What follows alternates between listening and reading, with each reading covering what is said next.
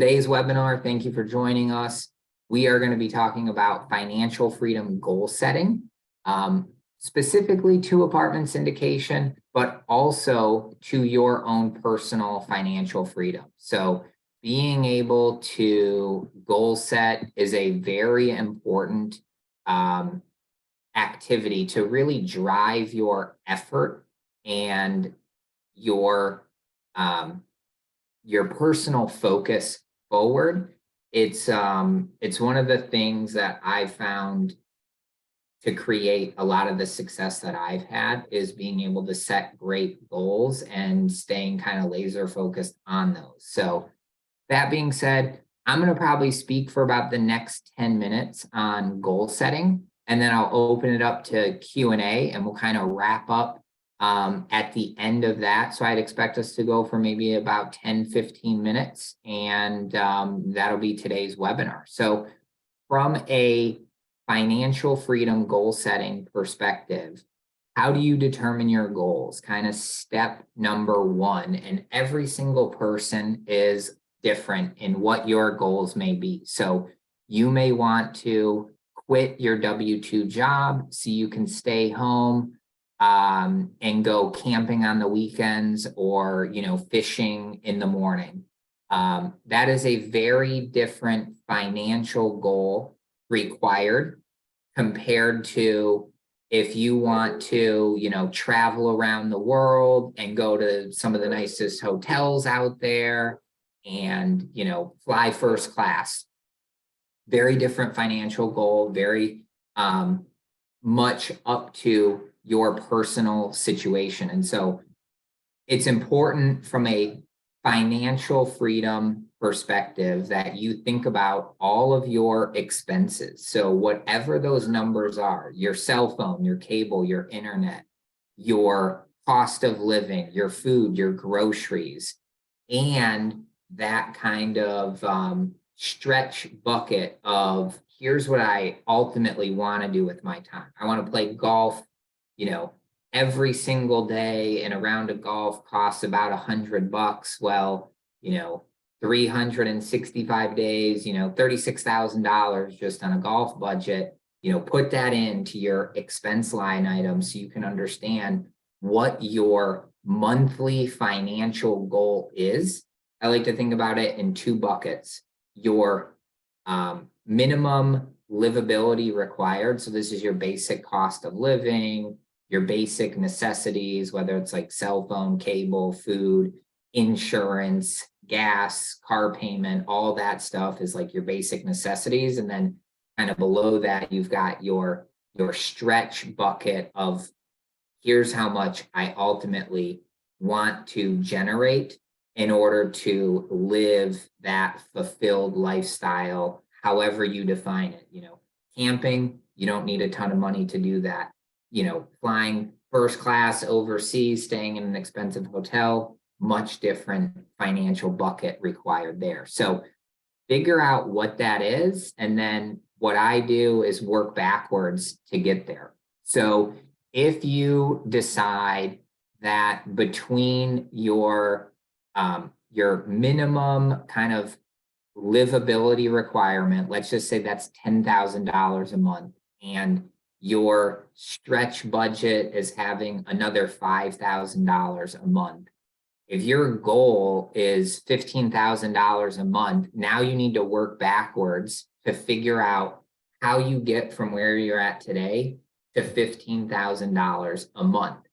So in order to do that, you always want to set a specific amount and timeline so you can regularly check in on progress. And so if you're sitting here today, right, February of 2023, and you want to have $15,000 of additional income or passive income coming in, what do you need to do this month and each of the next months going forward to get to that goal by the end of the year, December 31st, 2023.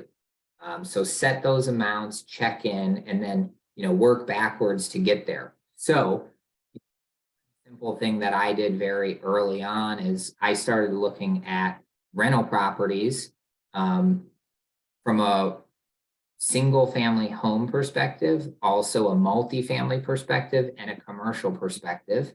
And I was able to find a commercial office building that generated about $5,000 a month in cash flow. It wasn't quite passive. I did have maybe once a quarter to email a commercial tenant, but it was extremely passive for me. And that added to the bottom line goal that I was trying to get to. And so you need to evaluate those buckets. When I was getting started, I looked at a rental property, a single family rental, and it was only generating about $200 a month in cash flow. And so when I was looking at what my goal was at the time, $10,000 a month, and if I bought one rental house, I was going to get $200 a month. I was thinking to myself, like, holy cow, I'd have to buy a lot of houses to get to my goal of 10,000. That would take me way too long. And so I quickly pivoted and said, hey, I need to do something with scale to get to my goal faster. And so that's something I say, again, it's up to each of you as individuals to set that timeline. You may, love your W-2 job and want to continue doing that. And you may have a retirement plan of retiring in 20 years. And so you have the ability to set your timeline to say, maybe you're just going to buy one rental property a year over the next 20 years. And then you've got this great retirement package built, ready to go, producing cash flow in 20 years in the future. So again, think about all of your expenses, kind of that minimum livability number that you need on a monthly basis. Then think through those fun things of like, how do you want to spend your time? How do you want to, live your life, and what financial cost does that bring? Be very realistic and very specific. So if you are, adamant about flying first class, go look up some first class tickets today. Figure out what the average cost of those is. Let's just say it's $10,000 for a round trip ticket, and you ultimately want to travel 4 times a year. Well, that's $40,000. You can do the math on that. You need about, $3,200, 3,300, whatever the math is. You need that monthly income coming in so you can do your 4 trips a year and afford that $40,000 in airfare. So be very specific, think through it, visualize it. That's how you're going to have that kind of burning desire to keep you working towards that goal and ultimately pushing you forward to get to it. Let's see here. Flexibility around your goals. I think we kind of hit on that a bit.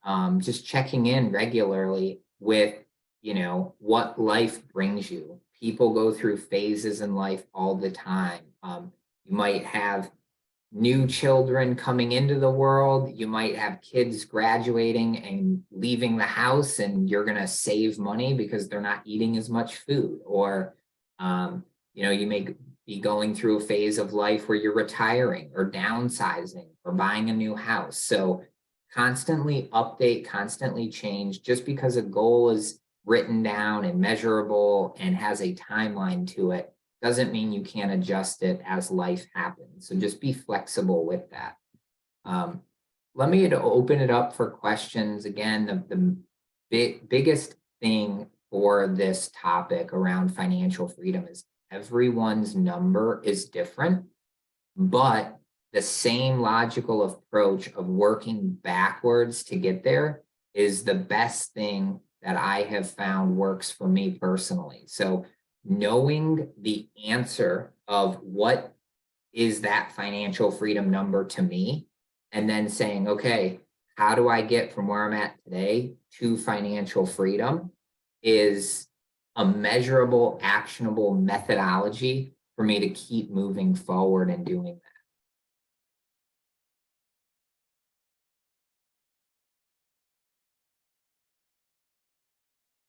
Okie dokie. Let's see. Yeah, Brent, tough part is breaking it down. So, to break down the number, you got to think about what asset classes, that's right, or what investment opportunities you're looking at. So, are you looking at doing passive, like limited partner investments in our deals, syndications? Yeah, you may have a much longer time horizon than if you went out and did things on your own, because you can really size and scale more specifically to your needs than being like a passive investor. So you got to think about that financial freedom number, and then what capability do you have, and don't be deterred by anything. You can either, buying one single family house is not going to get you to $10,000 in monthly income quickly. That's a much longer term thing. So then it's like, okay, could I buy, 4-unit quadplexes and make maybe $1,000 a month, and then buy 10 of them by the end of the year? Certainly possible. Maybe you can find a 10-unit. Maybe you can find a commercial property, because they're a little bit different than residential. And don't shy away from it, but think about your goal, think about your timeline, and then figure out what asset classes fit that. So if your goal is to make $10,000 a month by the end of this year, buying single family houses is not the asset class for you. Buying, triple net lease properties might be for you, if you can find a great commercial asset that produces cash flow. Maybe you need to do a combo of rental investments, and maybe you need to, flip some properties or source deals off market and sell them so you can make a quick equity kind of nest egg that you can then reinvest it. So you got to think about what you have and how to kind of get there. And everyone's going to kind of bridge the gap a little bit different.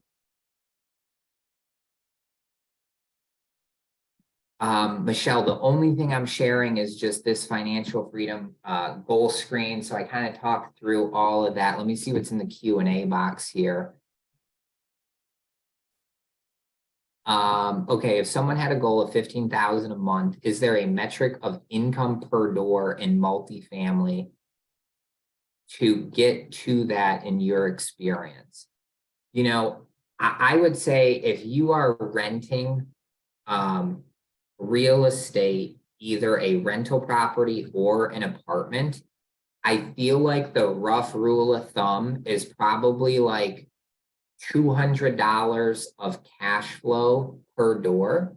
So if you have a single family rental, you're probably going to make $200 in cash flow per month.